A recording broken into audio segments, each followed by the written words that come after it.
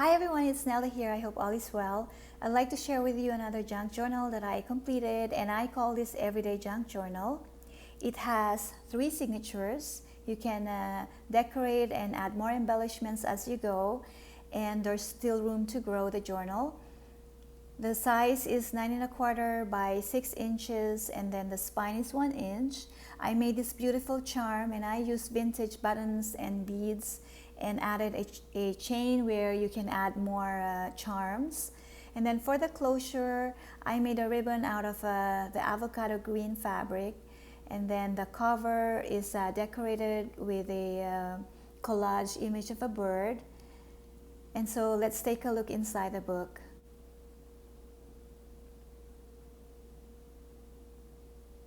For the inside front cover, I made a pocket and I used a vintage lace. And then I included this really old letter. This was dated September 30, 1950, really precious. I was hoarding it forever, but it's time to let it go.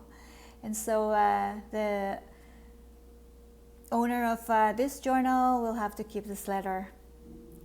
This letter is 69 years old, so really precious. It was sent to someone who used to live in Toronto, Ontario.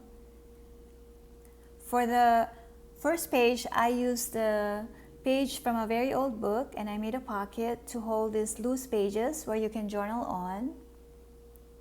And all the other pages are made of music sheet, graphic paper, old magazines, and coffee stain paper. There are 120 pages bought. There are plenty of original vintage postcards and vintage images like this ones. And then there are tacks, pockets, envelopes, and lots of inserts. I also decorated the pages with washi tape and collaged images. These are Canadian Tire money from Canadian Tire stores here in Canada. You cannot spend them, but it's nice to keep them.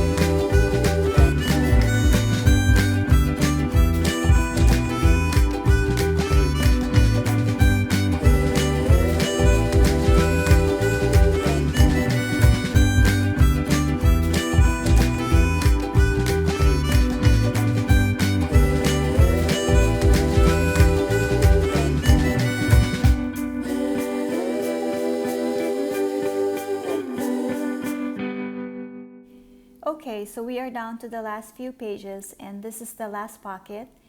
Here is another postcard. This is an original vintage postcard. This one is from the old Grand Fergus, Ontario. And so for the inside back cover, there's another pocket. This beautiful postcard is from 1000 Islands photoart.com. So here's a journal that I call Everyday Junk Journal. I hope you like it. I really had fun making it, and I hope to give this a new home. This will be listed in my Etsy shop, Nelda Scraps. And I forgot to mention, the cover of this journal is made of an old book. I glued some tissue paper to create texture, and I used a dark brown paint to give it a vintage look. So I really think this is a beautiful journal. So thanks again for watching. Bye.